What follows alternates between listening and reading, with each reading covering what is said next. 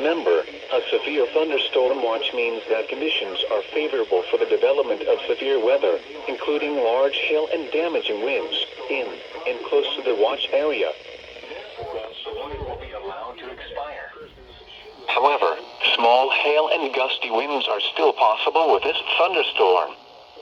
A severe thunderstorm watch remains in effect until 10 p.m. Mountain Daylight Time for north-central New Mexico.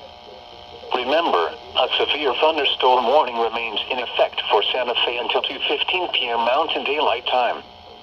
Repeating, the severe thunderstorm warning has been allowed to expire for the following counties in New Mexico: Sandoval and Santa Fe. The National Weather Service in Albuquerque has issued a severe thunderstorm warning for